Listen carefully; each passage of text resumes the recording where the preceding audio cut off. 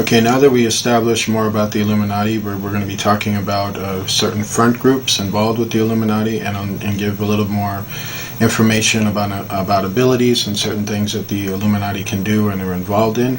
And one of the major front groups for the Illuminati are called the Bilderbergers, as we mentioned before.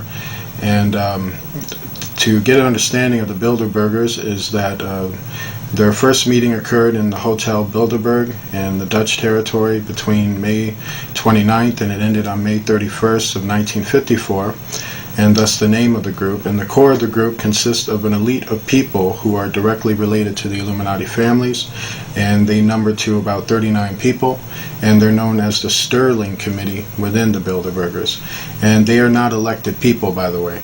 And originally they were led by Prince Bernard, who was a close friend to the British Crown being one of the 13 members of the Illuminati Council. And so Prince Bernard takes his orders directly from the Queen. And so since 1954, meetings have been arranged at least once a year on different locations each time, and they're very, very secret. The meetings are around 120 persons are usually invited from the high finance circles of Western Europe, the US, and Canada. Although the meetings are very hidden, and so nothing or little, next to nothing, is released about the meetings. Most of these informations are very much done through a lot of covert activity, to which a lot of people seem to lose their lives when they attain too much information about the Bilderbergers, which is why there's so little. And I want to make it very clear, none of these people are elected at all, and they have more influence than your own American politicians. And so political leaders from different countries are definitely invited because they are melded into this group, and in accordance to their plans, they are trying to bring together a world government and a global army through the UN. So the UN to them is their global army. So the Bilderberg group is called the Invisible World Government for that reason. And then we have the Trilateral Commission, which is a semi-secret society which was officially founded on June 1973, and it was specifically aimed to deal with the alien problem, or the space program problem, and also economic problems, and also to initialize the three economic giants, and which is basically the United States, Japan, and Western Europe.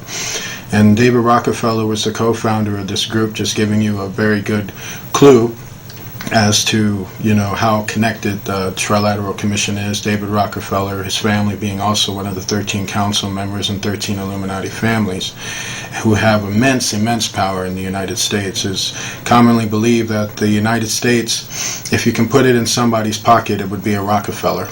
And so the Illuminati is very entrenched in that, and it was the Rockefeller family who actually sponsored Barack Obama. And so the UN were too slow in establishing a world government in the eyes of the Illuminati, so the Trilateral Commission was created to speed up the process. So the commission consists of the industrial and commercial giants of the trilateral nations, as I mentioned, the USA, Japan, and Western Europe. And they're called trilateral nations because those are the nations with the most money, or the most money centered, and they're the nations with the best technology on earth. So the members are all of the elite coming from different branches of Freemasonry worldwide, to give the Bilderbergers a broader political basis. So in the scheme of things, the Bilderbergers are higher than the Trilateral Commission. The 200 members of the Trilateral Commission are permanent members, and in this case they're different from the Bilderbergers, who are invited, except for the Sterling Committee. The Sterling Committee that works within the Bilderbergers are not invited, they're permanent members too.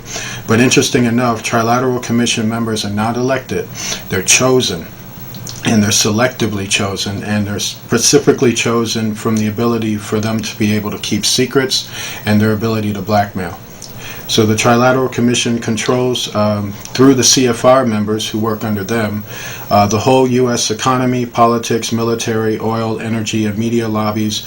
The members are chairmen of different companies, bankers, real estate agents, economics, scientists, lawyers, publishers, politicians, union leaders, presidents of foundations, and newspaper columnists. This gives you a broad view of how how wide-sweeping is their influence. And then we have the Council on Foreign Relations, which works right under them, and they're a semi-secret organization which was established in 1971, and the members of this secret society are mostly exclusively Americans or Canadians. They have also some Europeans. So today the CFR holds a tight control over the countries of the Western world with help from sister organizations, and its mother organization is in Britain.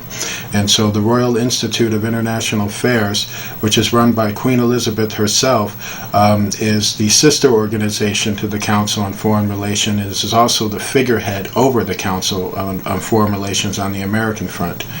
And so her being one of the top Illuminati members on Earth, who is represented by her son Prince Charles in the council, so that the CFR is in its turn controlled by the Rockefellers and by the royal family. And so they work for one goal, which is global government. Their agenda is to bring forth a one world government.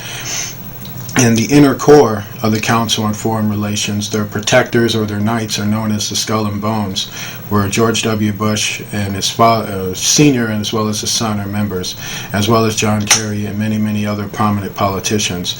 Skull and Bones is like they're basically the ones who guard their secrets and kill people for them.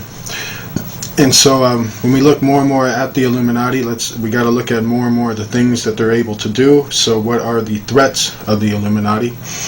And if you look at the Homeland Security Act, or Homeland Security is also another front for the Illuminati. And so every purchase you make with a credit card, every magazine subscription you buy, and medical prescriptions that you fill, every website you visit, an email you send or receive, every academic grade you receive, every time you pick up a cell phone, every bank deposit you make, every trip you book on flight, and every event you attend, concerts, all these transactions and communications can go into what the Defense Department describes as a virtual centralized grand database, the grand database computer.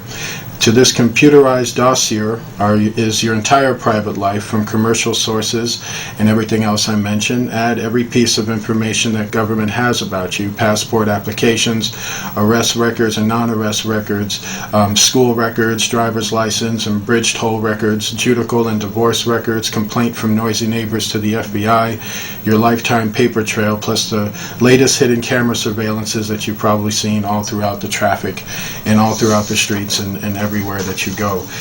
And so that's the power of the Illuminati. They control information, and they control what goes on in terms of who's doing what's being done.